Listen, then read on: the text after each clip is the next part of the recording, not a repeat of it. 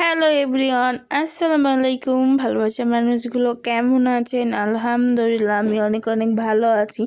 আবার আমি হাজির হয়ে গেছি মুন্নি খাতুন। আজকে হলো নানির বাড়িতে পিকনিক করব আমরা আজকে। সন্ধ্যাবেলা পিকনিক ছিল হাঁসের মাংসতে, শীতে, বুঝতে তো পারছেন, শীতে পিকনিক। রিস্কে নিয়ে নানির বাড়ি চলে যাচ্ছি, আম্মুর খালার বাড়ি যাচ্ছিস। এই যে এটা কোথাকার রাস্তা বলেন তো? চাপায়ের মানুষগুলো চিনে নিবে। তারপর এখানে অনেক কিছুই করেছিলাম, ভিডিও নিতে ভুলে গেছিলাম, মনে করলাম একটু নিই। এই যে হাঁসের মাংসর মশলা এখানে রেডি করেছি।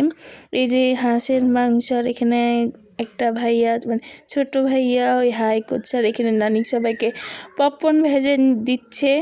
সবাইকে বলছি শুভ সন্ধ্যা। এই যে পপকর্ন ভাজা হয়ে গেল, চুলা টাপি করে দিচ্ছে। এই যে পুরা পপকর্ন আমাদের রেডি করে দিল নানি।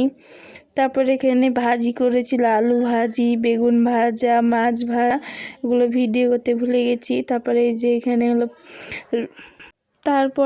হলো হাঁসের মাংস পেঁয়াজ ভাজছে।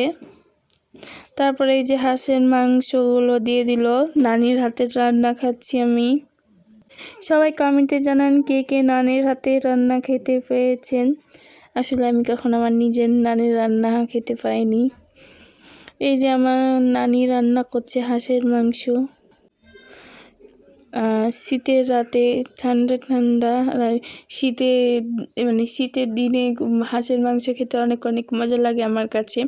সেটা কালাই রুটি হোক বা চিটাই হোক, চাপড়ি হোক, ওগুলো দিয়ে খেতে অনেক মজা লাগে হাঁসের মাংসটা। তারপর এখানে সব মশলা দেওয়া হয়ে গেল। এখানে আমরা 3 জন পিকনিক করছিলাম, নানির ভাড়াটিয়াটা আর নানি, আমরা।